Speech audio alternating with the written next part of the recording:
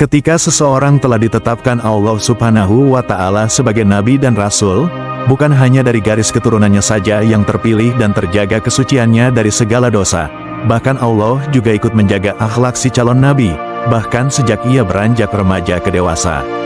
Hal itu terjadi pada diri Muhammad Shallallahu Alaihi Wasallam sebelum beliau diangkat menjadi nabi dan rasul. Salah satunya kisah bagaimana Allah menidurkan Muhammad agar batal menghadiri sebuah pesta yang penuh dengan dosa. Kota Makkah masa Muhammad remaja adalah dunia jahiliyah yang kerap menggelar pesta malam, pesta minuman keras, tarian binal, dan pergaulan bebas tanpa batas. Banyak pemuda Quraisy menjadikan kemaksiatan era itu sebagai rutinitas.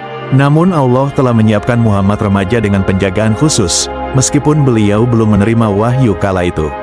Disebutkan dalam riwayat Ibnu Ishaq dan Ibnu Katsir, suatu malam, Muhammad yang saat itu masih sangat muda dan bekerja sebagai penggembala, berniat pergi ke sebuah pesta pernikahan atau hiburan malam di Makkah, sebagaimana kebiasaan pemuda seusianya.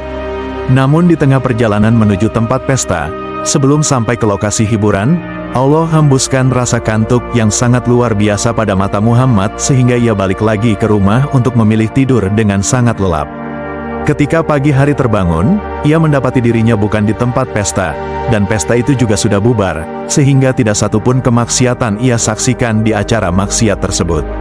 Peristiwa ini pernah terjadi 2 kali dalam hidup Muhammad.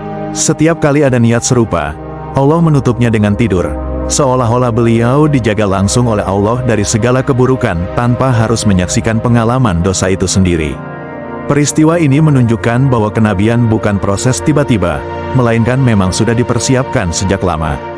Allah menjaga akhlak, kesucian, rekam jejak moral Muhammad sejak dari garis keturunannya hingga ia dewasa sampai diangkat menjadi nabi dan rasul dengan tujuan agar, ketika beliau berdakwah, tidak ada satupun masa lalu kelam yang bisa digunakan musuh Islam untuk merendahkannya. Sukai channel ini dengan subscribe dan share sebagai dakwah.